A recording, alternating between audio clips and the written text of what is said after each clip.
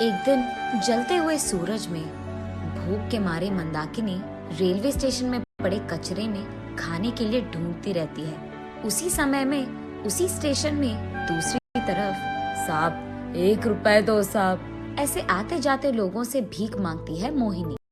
ऐसे वो दोनों एक दूसरे की तरफ देखते हैं और उन दोनों के बीच में कच्चे आम के टुकड़े बेचने वाला एक आदमी रहता है। उस आदमी को देखते ही दोनों के आंखों में आंसू भर आते हैं। कैसे थे और कैसे बन गए, कहाँ रहते थे और कहाँ आ गए, ऐसे सोचते दोनों अतीत को याद करते हैं। एक छोटी सी घर में मंदाकिनी, मोहिनी, उनका पिता रंगैया और माँ रत्तालू एक ही घर में साथ में रहते थे। रंगैया बहुत बीमार था। उनको न खाने के लिए खाना था, न ही रंगैया की बीमारी का इलाज करवाने के पैसे। जहाँ देखो उस घर में बदकिस्मती नाच रही थी। बीमारी बढ़ने के कारण रंगैया गुजर जाता है। दोनों लड़कियों के साथ रत्तालू सड़क पे आ जाती है। हाथ में एक फूटी कौड़ी भी नहीं है और दोनों बच्चों भूख के मारे रो रहे हैं। कुछ भी करके इनका भूख मिटाना होगा। ये फैसला करके उन दोनों बच्चों को लेकर सड़क पे घूमते हुए आखिरकार रेलवे स्टेशन पहुंच जाती है रत्तालू। वहाँ इधर उधर घूमती रहती है। उस दौरान उसे वही मौजूद एक आदमी कच्चे आम के टुकड़े बेचते हुए नजर आता है। उसको देख कम निवेश के पैसों से ज्यादा लाभ दिलवा सकता है ये व्यापार। ये सोचकर वो फैसला करती है कि वो भी वही व्यापार करेगी। लेकिन उसके पास निवेश के पैसों के लिए एक फूटी कौड़ी भी नहीं होती है। एक जगह पे आम से भरे एक पेड़ को देखती है। वो छिपकर उस पेड़ के सारे आम को चोरी कर लेती है। उसके बाद उन कच्चे आमों का टुकड़े करके रेलवे स्टेशन में नमक और मिर्ची का पाउडर लगाकर बेचने लगती है। कच्चे आम के टुकड़े, कच्चे आम के ताजा टुकड़े, आइए बाबू आइए, एक टुकड़ा खरीदिए। नमक और मिर्ची से बनाए हुए मीठे मीठे आम के टुकड़े, आइए बाबू, एक टुकड़े का स्वाद कीजिए। अगर आपको पसंद आया तब ही खरीदिए। ऐसे चिल्ला चिल्लाकर सारा दिन वो रेलवे प्लेटफॉर्म पे आम के टुकड़ों को बेचते रहती है। ऐसे दिन भर चिल्लाने के बाद उसे कुछ पैसे मिलते हैं। ऐसे उन तीनों को उस दिन थोड़ा खाना नसीब होता है। ऐसे ही अगले दिन भी और थोड़े आम को चोरी करके उनके टुकड़ों को बेचकर पैसे कमाती है। पिछले 2 दिन की तरह ही अगले दिन भी आम को चोरी करने उस पेड़ के पास जाती है, ये सोचकर कि उसे कोई नहीं देख रहा। लेकिन वहाँ मौजूद आम के पेड़ के मालिक को रत्तालू रंगे हाथों पकड़े जाती है। वो आदमी रत्तालू को आम के पेड़ से कसकर बांध देता है। उस आदमी के पास मौजूद कोड़े से रत्तालू को मारने ही जाता था कि मोहिनी मंदाकिनी दोनों उस मालिक के पांव पड़कर, साहब हमारे माँ को मत मारो साहब, माँ को छोड़ दो साहब। ऐसे वो दोनों उस मालिक के दोनों पांव पे गिरकर रोते रहते हैं। साहब खाने के लिए चोरी किया है साहब, मैंने पैसे नहीं है साहब, बच्चों को खिला भी नहीं पा रही, खाना खाकर बहुत दिन हो गए साहब, इसलिए चोरी करना पड़ा। ऐसे रत्तालू रोते हुए उस आदमी से कहती है। लेकिन फिर भी वो मालिक कोड़ा से रत्तालू को मार नहीं जा रहा था। ठीक तभी उस मालिक की पत्नी वहाँ आती है। छोड़ दीजिए जी, जो हो गया सो हो गया, कह रही है ना गलती हो गया। उसके 2 मासूम बच्चे हैं, लड़कियां हैं, उनके मुंह देखकर छोड़ दीजिए। ये सुनकर मालिक, देखो आइंदा अगर यहाँ तुम नजर आई तो इस बार जिंदा नहीं छोड़ूंगा, ऐसे क्रोधित होता है। आइंदा ऐसे कभी नहीं करूंगी साहब, मुझे माफ कर दीजिए। तब वहाँ उसके दोनों बच्चों को लेकर रत्तालू निकलने ही जा रही थी कि मालिक की बीवी वहाँ आकर, ये लो, ये कच्चा आम लेकर जाओ और कभी भी चोरी मत करना, ऐसे कहती है। वो आम लेकर, जी मैम साहब। वहाँ से उस आम को उसके दोनों बच्चों को लेकर रत्तालू घर जाती है।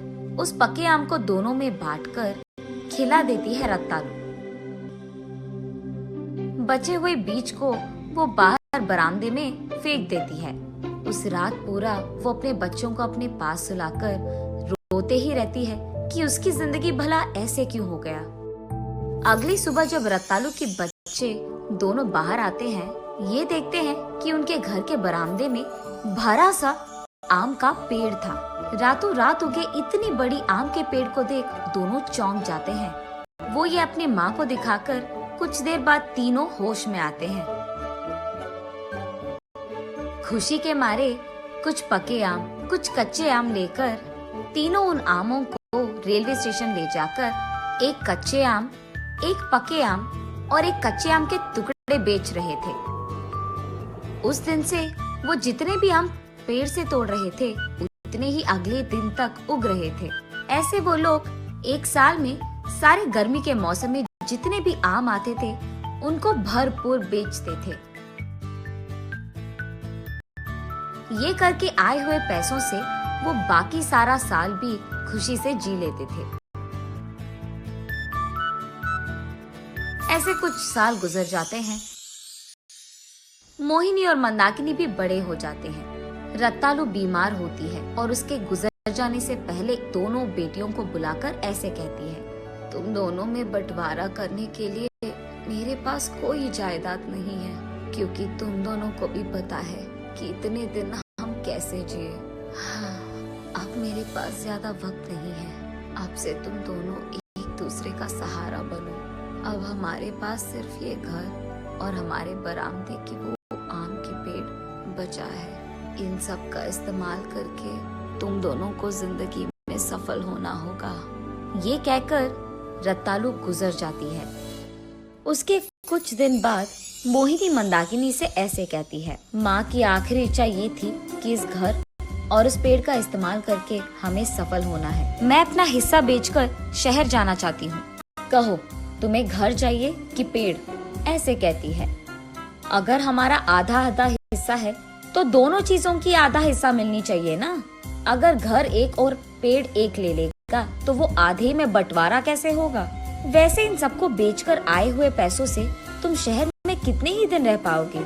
यही रहकर हम दोनों एक व्यापार शुरू करते हैं। अगर दोनों का आधा हिस्सा बंटवारा करेंगे तो उनको बेचना मुमकिन नहीं होगा, और वैसे भी मुझे यहाँ नहीं रहना है। ठीक है, फिर तुम ही इन दोनों का बंटवारा कर दो।